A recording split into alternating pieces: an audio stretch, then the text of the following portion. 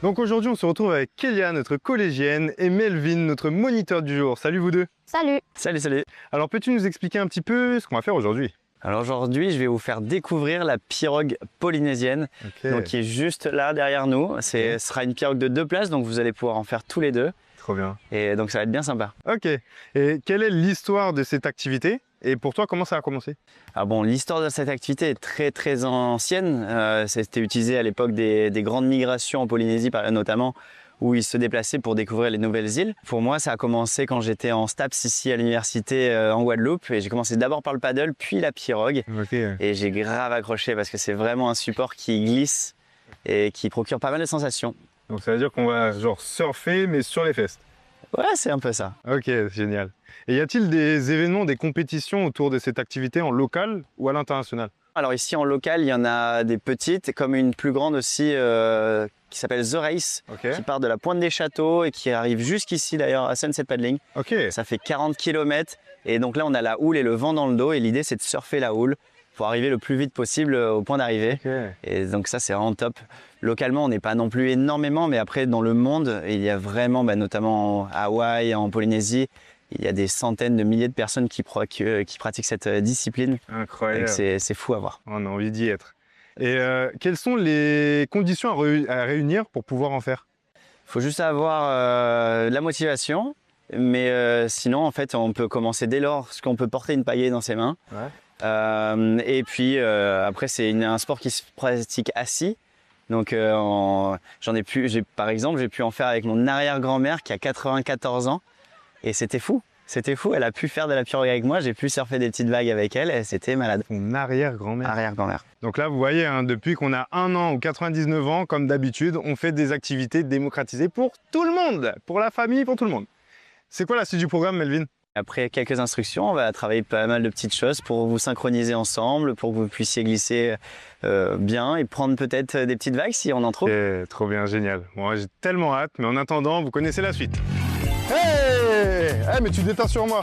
C'est toi qui m'as piqué mon t-shirt là. On y va? Ouais, allez. Let's go. Benji qui se transforme en moniteur. Là, on aura tout vu. T'inquiète Melvin, le boss, ça reste toi. Bon du coup là je vous présente la pagaie. Avec l'olive ici et la pale. La pale elle a un sens quand on la tient. La pale elle est légèrement inclinée vers l'avant. L'idée c'est d'aller chercher loin devant. Donc si on était la pale à l'envers, on va chercher moins loin que si la pale est de ce côté. C'est comme du kayak. C'est comme du kayak. Tu as raison Kélia. Comme du kayak, et contrairement à ce que l'on croit, c'est plus technique que ça en a l'air. Alors maintenant je vous présente la pirogue. Ah, il y a des pédales. Là avec les pédales tu vas pouvoir te diriger beaucoup plus facilement. Quand tu vas appuyer sur la pédale de gauche, tu vas tourner à gauche. Quand tu vas appuyer sur la pédale de droite, tu vas tourner à droite. Ici ce flotteur qui est annexe sur le côté, toujours du côté gauche, et ça permet la stabilité. Si il n'y avait pas de flotteur sur le côté, ce serait très instable. Et du coup, vous allez pouvoir remarquer que si vous vous penchez de l'autre côté, vous pouvez vous retourner. Mais ça, je vais vous montrer directement quand vous serez sur l'eau. On se penche pas, d'accord? On se penche pas. On va rester au sec. C'est une bonne idée, ça. Ouais. Je ne me rappelle pas d'un épisode sur la mer où tu n'es pas tombé à l'eau, Benji. Allez, on coordonne les derniers coups de rame. Je vais annoncer. Yep, on redonne un coup et on change.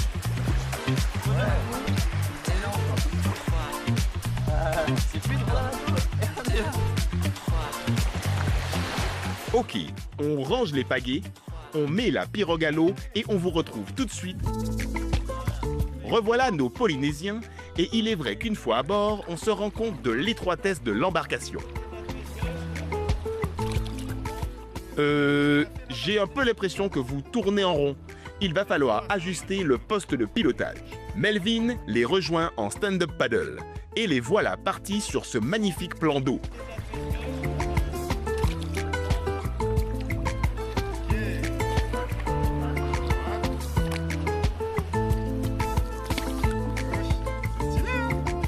Vous m'avez l'air plutôt à l'aise, mais il suffit que je dise ça pour que... Plouf! Voilà, la pirogue chavire. Rien de grave, elle est si légère qu'elle se redresse facilement. Et c'est reparti pour un tour. Allez, synchro, tous ensemble.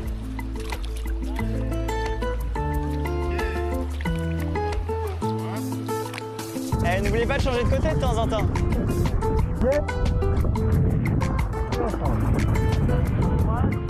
Beau changement ça. Il y a aussi tout un travail de coordination pour être synchro sur la rame ainsi que sur le rythme. Mais quand tout semble bien huilé, ça dérape. On dirait que notre petite caméra embarquée a moins apprécié cette chute. Désormais aguerris, Benji et Kélia se sentent pousser des ailes et se mettent à courser Melvin. Bon, vous essayez de me doubler ou quoi? Bien plus profilés et forts de leurs 4 bras, ils n'ont aucun mal à le rattraper. Et c'est là qu'on se rend compte de l'efficacité d'une telle embarcation qui semble voler à la surface de l'eau.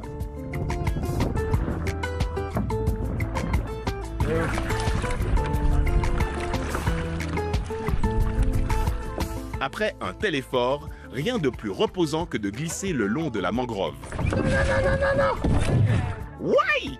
On l'a échappé belle. Vous êtes des pros maintenant.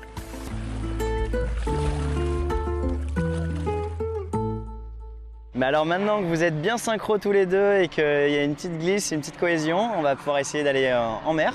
Ok. Et donc voir un petit peu ce que ça fait dans la houle et peut-être essayer de surfer quelques vagues. Ah bah, trop bien. Ça vous dit? Ouais. C'est parti. Allez, let's go. On va aller surfer avec une pirogue.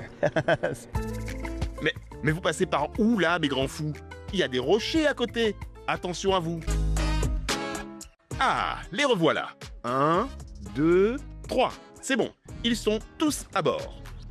Bon, on va passer entre les rochers, il va falloir que tu sois bon au niveau direction. Hein. Hola, hola Zokai. Entre les rochers. Waouh, cette émission devient de plus en plus sensationnelle. Et avec des vagues en plus. Mais si Melvin vous y guide, c'est qu'il sait que vous en êtes capable. Benji, Kélia, c'est à vous de jouer. Trop facile. Trop facile. Trop facile. Ça s'appelle le talent, mon Benji. Et heureusement que toi et Kélia êtes plutôt dégourdis. Mais qu'en est-il d'attraper et surfer une vague? Ah ouais, moins facile d'un coup, hein? Allez, la prochaine devrait être meilleure. Bien aidés par Melvin, les voilà qui se lancent sur une houle. Incroyable! Incroyable! Pas mal. Mais je pense qu'on peut faire beaucoup mieux. Si on laissait Melvin le pro s'occuper de cette partie. Hey, regardez-le surfer sur son paddle.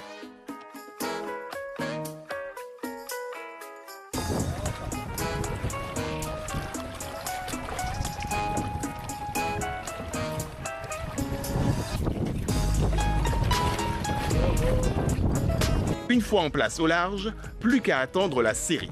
Allez, bon surf!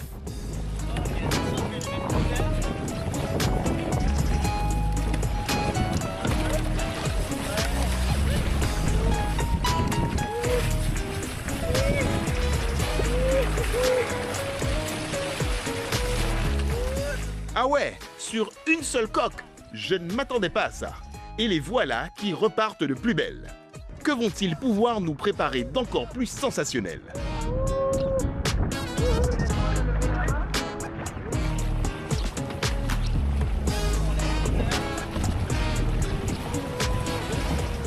Ouais! Kélia! Je crois que tu viens de vivre l'une des émissions les plus palpitantes que j'ai connues. Je m'accroche! Yes! Ok! Alors Kélia, petit retour sur investissement. Comment tu t'es sentie dans ces vagues? Je me suis sentie hyper bien, j'ai eu un peu peur. Ouais. Et c'était trop bien, on a surfé sur les vagues, on est passé entre les rochers et voilà. Ouais, je t'ai vu, t'étais comme une vraie pro. Hein. Donc si vous aussi, comme Kélia, vous voulez faire de la pirogue sur les vagues, n'hésitez pas à vous rapprocher de Melvin. N'oubliez surtout pas vos vidéos pour les zappings locales. Et moi, je vous dis à la semaine prochaine pour une nouvelle émission de Première Sensation. Salut!